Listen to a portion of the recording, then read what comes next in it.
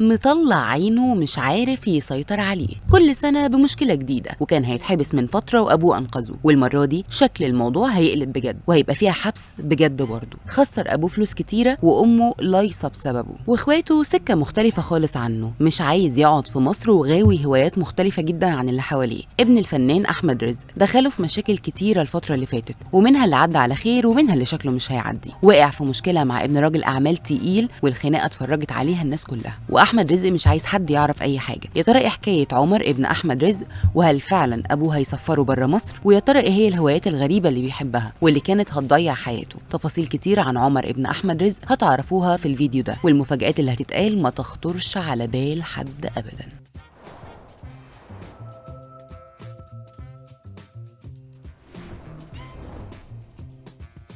عمر ابن احمد رزق هو الابن الوسطاني ليه، وقبل ولد وفي بعده ولد تاني. والدة عمر مش مصريه، هي ست مغربيه، بس من اول ما اتجوزت احمد رزق وهي عايشه معاه في مصر، وبتظهر معاه وبتسافر معاه في كل مكان كمان. وعمر طول عمره تعب ابوه وامه وبيشتكوا منه، والكلام ده مش بيتقال في قعدات خاصه ولا حاجه، لا بيتقال على الشاشات وقدام الناس كلها، لدرجه ان احمد رزق قال له قدام الناس كلها في التلفزيون وان هو شقي ودماغه صعبه ومش بيعرف اوقات كتير يسيطر عليها، ومختلف عن اخواته التانيين خالص، وهواياته اللي بيحبها دايما بيكون فيها حاجه خطر. عمر بيحب الموسيقى وبيدرسها، ومش الموسيقى بس، لا ده كمان الجرافيك، وعايز يدرسهم بشكل رسمي علشان يبقى ده مستقبله. بس من الحاجات الغريبه ان هو مش عايز يعيش في مصر، ومستني بس لما يكمل سن معين ومستوى تعليم معين، وبعديها هيمشي ويسيب البلد. بس للاسف عمر ملحقش يعمل اللي بيحلم بيه وعايز ينفذه، وده بسبب شقاوته اللي كانت هتاثر على حياته كلها. وكانت البدايه بانه هو عنده 15 سنه عمل اول مشكله في حياته بشكل كبير، ووصل الموضوع لانه كان هيتحبس ومستقبله كان هيروح، وده بعد ما كان راكب موتوسيكل وراه واحد صاحبه، وتهورهم